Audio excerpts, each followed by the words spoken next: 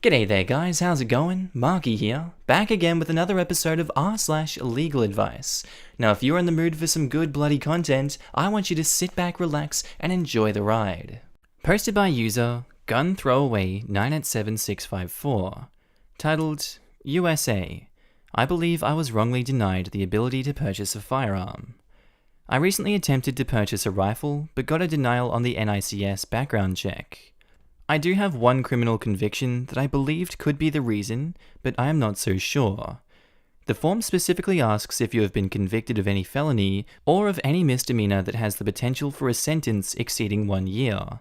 In 2015, I pled guilty to misdemeanor possession of a controlled substance in federal court. I looked at the sentencing guidelines for a Class A federal misdemeanor and saw the maximum was up to 1 year. The firearms form specifies felonies or misdemeanors with a sentence of over 1 year, so I felt like this would not prevent me from buying. I filled out the request to get the reason for the denial, and sure enough, it said that the reason is that if you have been convicted of a felony or a misdemeanor with a sentence exceeding 1 year, you are not eligible. So I am not sure really what is correct here.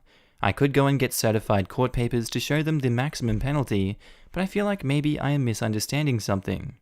Thank you in advance for your help. Edit, sorry, I'm in Vermont. I didn't think it would matter since it is 100% federal. There is a pretty straightforward appeals process that the FFL can help you with, but NICS is over 99.8% accurate in denials according to the last audit. What is the specific statute that you had indicated on? And what is the specific statute that you were convicted of? How recent was the arrest and conviction? NICS has been, even more so recently, denying people with drug and arrests convictions based on the question 11E on Form 4473, the question regarding use of and/or addiction to drugs, including marijuana. We can read the reasoning at 27 CFR 478.11. It states in part, an inference of current use may be drawn from evidence of a recent use or possession of a controlled substance or a pattern of use or possession that reasonably covers the present time. Basically, a recent arrest for drugs is enough to deny. It goes on to discuss pattern of use being multiple arrests within 5 years, with one within the last year. I don't know the statute specifically. All I know is that it was for drug possession and it was a misdemeanor. Yes, I know that is unusual for federal. The arrest was in 2014 and the conviction was in 2015. I can go ahead and contact my old lawyer or try to contact the courts to get more of this info, but I figured I would check here to see if it was worth a shot before I spent the money for it. The drug was heroin, if that makes any difference. I have been clean for nearly 4 years now though. One thing I could mention is that the sentence was 2 years of probation. Again though, the form you fill out specifies a conviction that has a sentence that could exceed 1 year, but I assumed that is meant the actual jail time, not the probation time. Maybe that is where I am wrong. I absolutely was a drug user at the time of my arrest, so maybe that is a lifetime label. Just trying to think of ideas. I haven't had any arrests since the original one though. I am in the appeals process, but there are 2 steps. First, you have to get the reason you were denied, which I got. Then you have to challenge that. To challenge that, it says that I need certified court documents. I was planning on trying to get those to show what my conviction was for, and what the maximum sentence is. Obviously, that is my only course of action to appeal, but do you think there is any chance of it being successful? Would that fact that this is a misdemeanor and the maximum federal misdemeanor sentencing being up to 1 year be the ticket? Thanks so much for the response. That is the reason for denial. Federal misdemeanors are not uncommon, but definitely not the majority of dispositions. The 2 years of probation is sentence in excess of the 1 year, thus prohibitive of purchasing a firearm. The sentence was 2 years to serve on probation instead of in prison. It is the same effective sentence. Hey, so I challenged it, and I guess I was correct about the maximum penalty for a Class A federal misdemeanor. It is based on the maximum prison sentence on the statutes. Check this out, and I can't show it because it's a legal document. Don't think I'm allowed to show them on this. Sorry about that. Very interesting. I'd love to know the statute that you were convicted under. I don't know that I have ever seen a sentencing statute differentiate between length probation and length of incarceration. Maybe I have, and my brain just isn't working this early. Definite Space replies to a comment from before. Not true. Here in Michigan, for a misdemeanor, you can be sentenced up to 2 years of probation. The prohibition is only on 365 plus days as a possible max incarceration on an offense classified as a felony.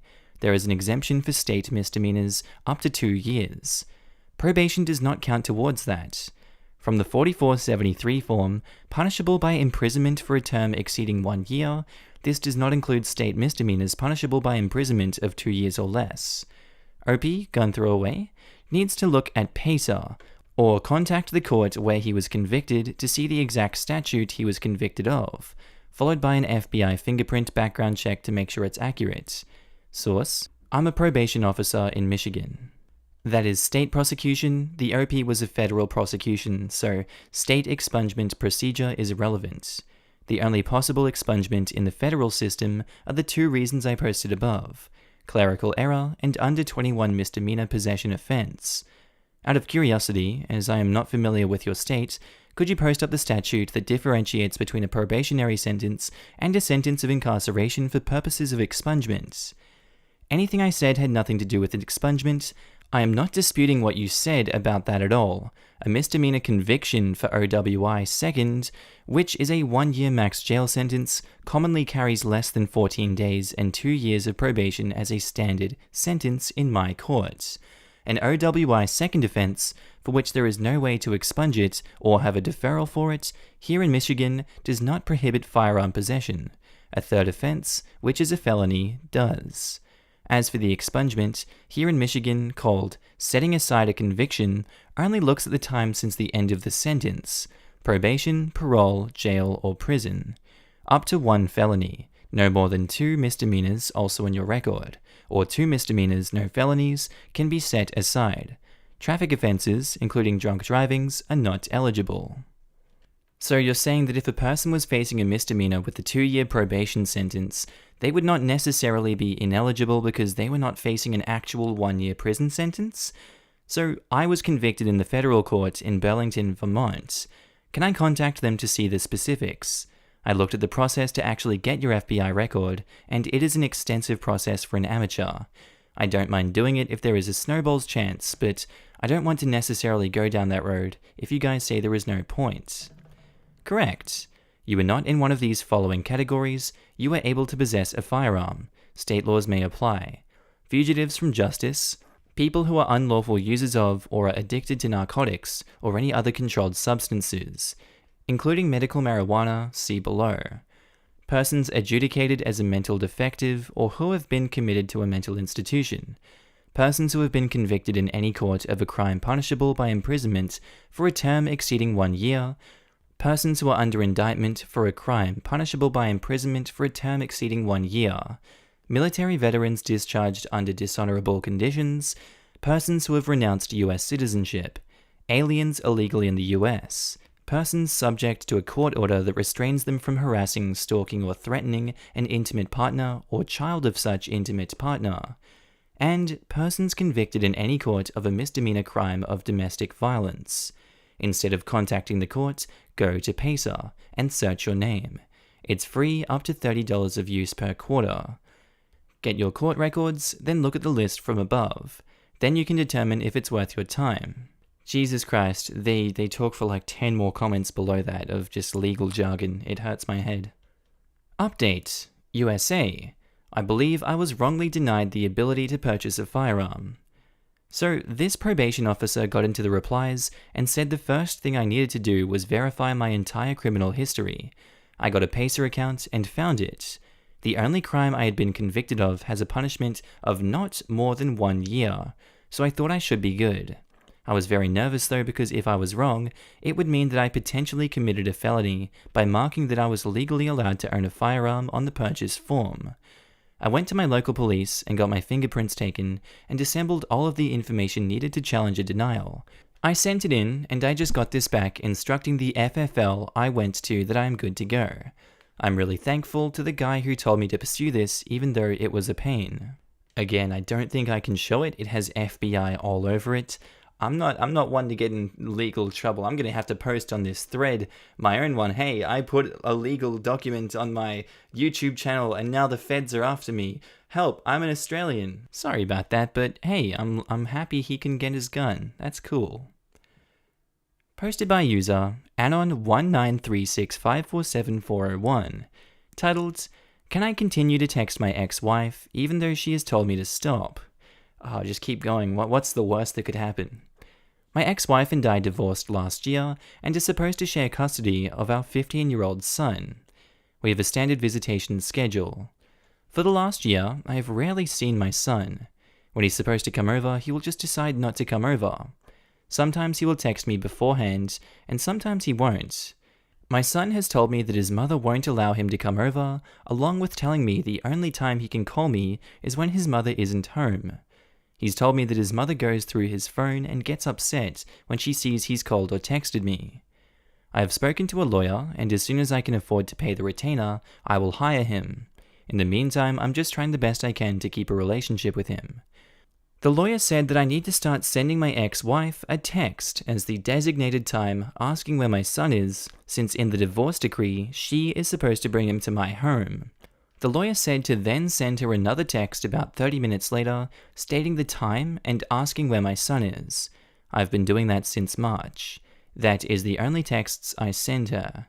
I do not engage her at all either. I simply send those two texts.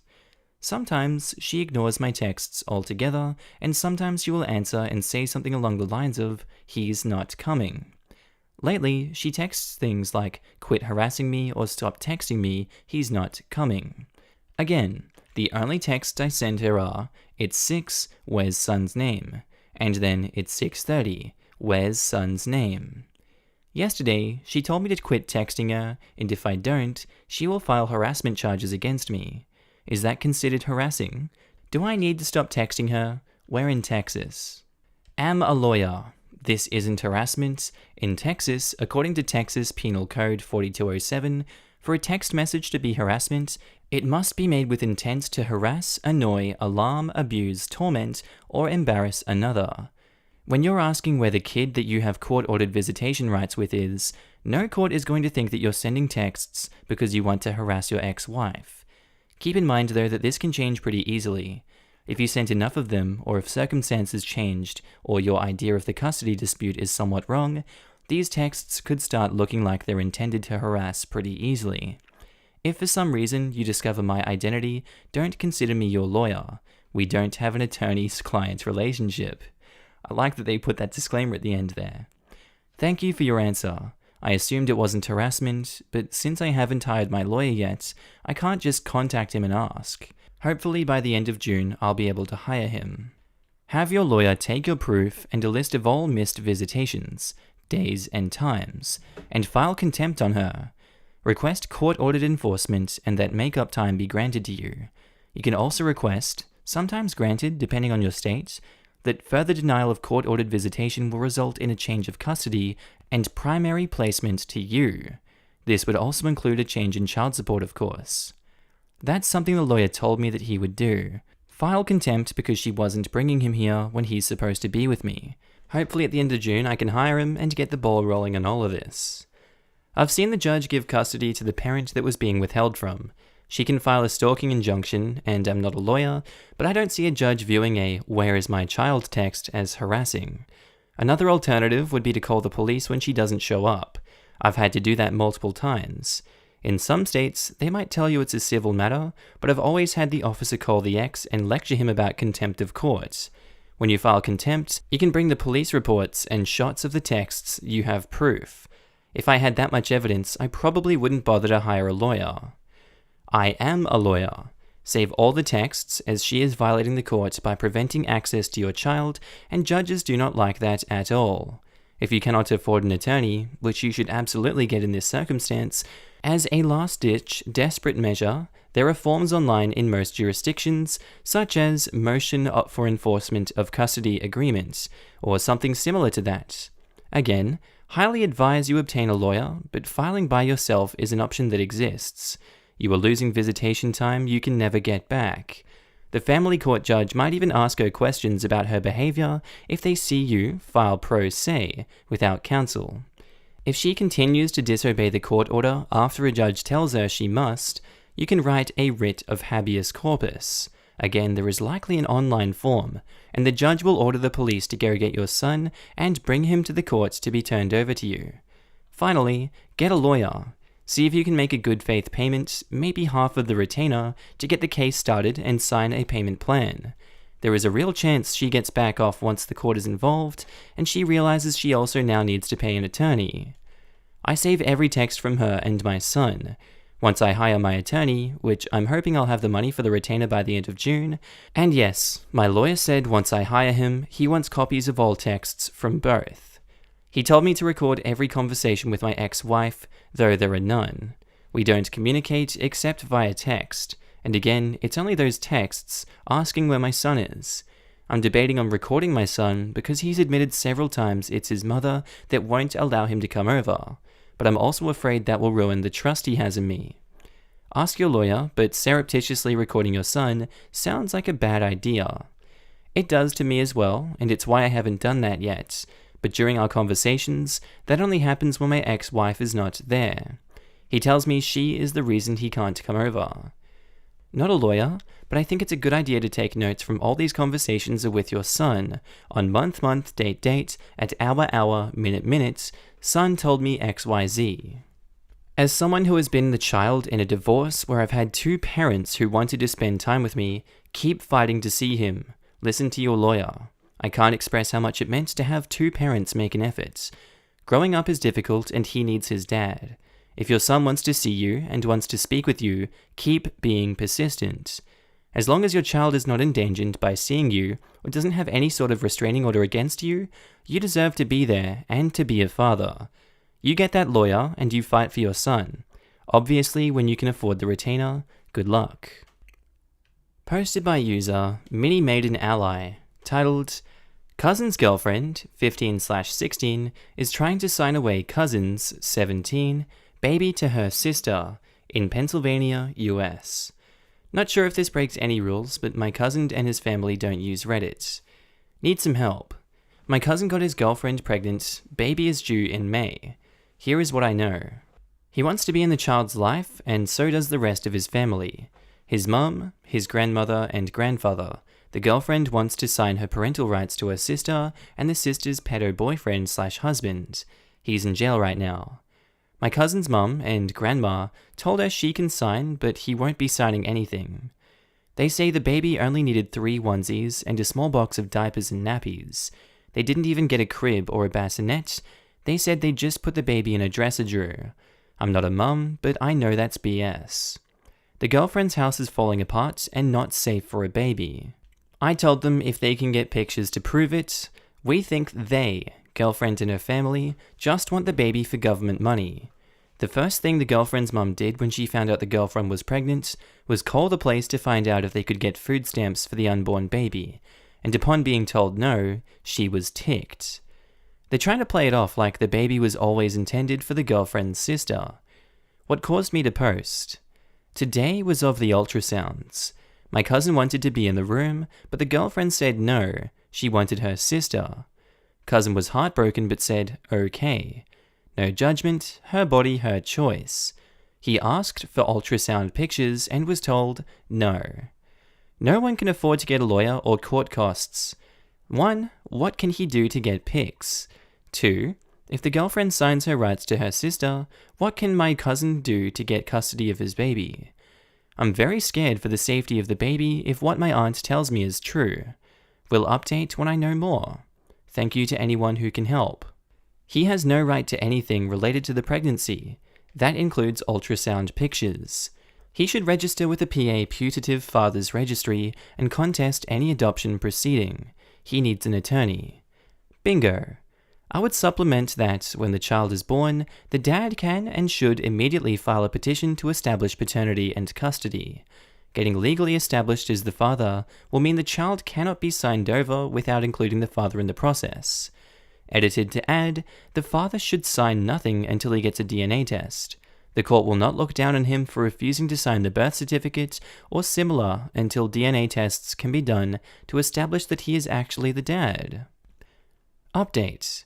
Cousin's girlfriend, 15/16, is trying to give away my cousin, 17's baby to her sister in Pennsylvania, USA. May 1st, 2020.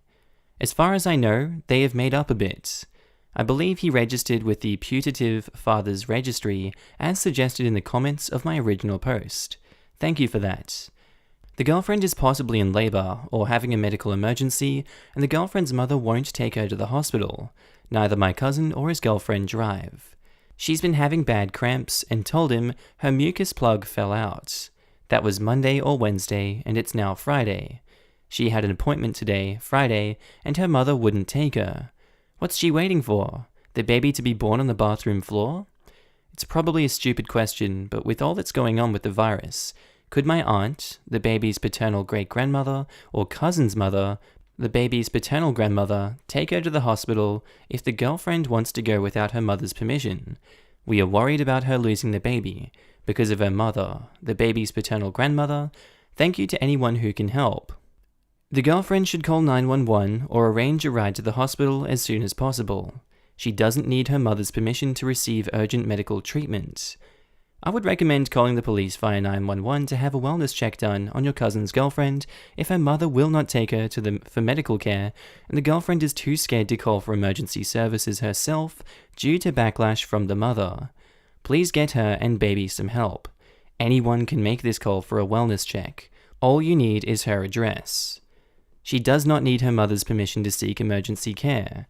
She needs to call 911 and be transported via ambulance to the hospital with or without approval of the mother. She does not even have to call 911. She can text if she is one of the locations listed here. She must enter her home address or location if she sends a text. She can include in the text that someone is limiting her access to healthcare. Once at the hospital, medical professionals can help her continue treatment without her mother showing up and attempting to intervene. Another driving person, family or friend, can drop her off at an emergency room. Edits. Update. Good news, this will probably be the last update. She had the baby in a hospital, a girl, 3 weeks overdue. Baby is healthy and my cousin is over the moon happy. My uncle, the cousin's grandfather, is getting an attorney and they're having a paternity test done. Hope everything goes well. Thank you for all the help and stay safe. Posted by user John Ryder Editor, titled, California. We were stopped by police and when we refused to be searched, they temporarily arrested us so they could do a search. My friend and I were walking down the street taking pictures of buildings and we were stopped by police. They asked us what we were doing. We told them just taking pictures. They then asked us if we were carrying anything illegal, and we told them no. Do you mind if I search you? I don't consent to any searches. Well, you're under arrest for disorderly conduct, and we can search you incident to arrest. They handcuffed and searched both of us, including extensive checks of our phones and what pictures we'd taken on our cameras. Then they decided we weren't under arrest anymore and let us go. Is this legal? Is there any recourse? Under Riley v. California, the US Supreme Court found that warrantless searches of a cell phone, even incident to arrest, is unconstitutional. A specious arrest in order to effect a warrantless search, incident to arrest, is in and of itself egregious. It might be beneficial to speak with a local attorney who practices civil rights law, and to do so quickly before any body cam evidence evaporates. You can speak with a civil rights attorney. If you would like to move forward with this, you should start consulting ASAP to get preservation notices out for body-worn cameras and any other records. The arrest was likely a violation of a few different constitutional rights. Normally, your recourse, if a search is illegal, is to have the results of the search excluded during your trial. That would obviously not apply here. There may be civil remedies available here. You can also sue the police for monetary damages in addition to any evidentiary remedy, or in the absence of one, as here. The government does not escape liability for an illegal search simply by choosing not to make an arrest or admit evidence. Indeed, in Hudson v. Michigan, the Supreme Court explicitly envisioned a 1983 lawsuit for damages as a superior remedy for an illegal search, where there would be no deterrent effect from exclusion, noting that such a lawsuit was not an option for Dole Ray Map. Update: California, we were stopped by police, and when we refused to be searched, they temporarily arrested us so they could do a search. Talked to a local lawyer and found out our police don't have body cams and it'll be our word against theirs. And most likely, no jury will side with us. G'day there guys, Outro Markee here. Hope you enjoyed the episode as much as I enjoyed making it today. If you did, be sure to like, comment and subscribe. Tell me what you thought about it down below. Also, if you like memes, be sure to head on over to my second channel, Markee 2. It should be one of the sexy Australian faces on screen, the one without the flag. It's my latest and greatest creation, and I hope you like it. Also, I'd like to give a huge shout out to my channel members and Patreon subscribers. You guys do so much good for me, and the support goes without saying, but I'm gonna say it anyway. I love you guys, and I appreciate all the help and support you provide me on this channel. Also, if you want to join the family, links are down in the description below, or click that join button next to the subscribe button. Anyway guys, I hope you enjoyed that one today. I'll see you in the next one. Bye.